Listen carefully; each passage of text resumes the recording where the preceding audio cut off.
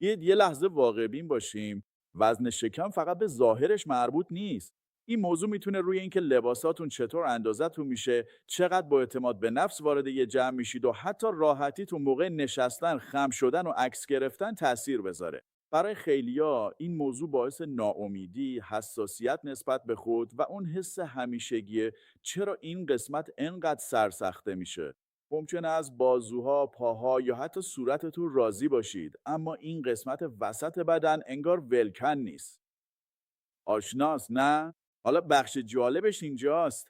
بدن ما خودش انتخاب نمیکنه که کجاها لاغر بشیم. با این حال استرس، هورمونا، عادتهای سبک زندگی و فشارهای روزمره میتونن تعیین کنن که اضافه وزن بیشتر کجا جمع بشه و برای خیلیا این وزن اضافی دور کمر خودش رو نشون میده. ممکنه غذاتو سالمتر کنی، فعال بمونی، آب بیشتری بخوری، اما هنوز حس کنی که قسمت مرکزی بدنت اونطور که میخوای جواب نمیده.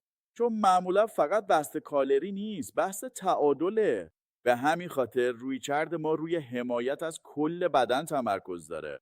به جای روش‌های افراطی، ما تمرکزمون رو روی کمک به بدن برای حمایت از متابولیسم سالم، تقویت مسیرهای طبیعی سم‌زدایی، از جمله حمایت از کبد، حفظ تعادل قند خون، ترویج تعادل هورمونی و کمک به حفظ انرژی پایدار در طول روز میذاریم. وقتی بدن احساس حمایت و تعادل کنه، احتمال بیشتری داره که همونطور که طراحی شده عمل کنه، از جمله در نحوه مدیریت چربی ذخیره شده. و این بهترین بخش ماجراست.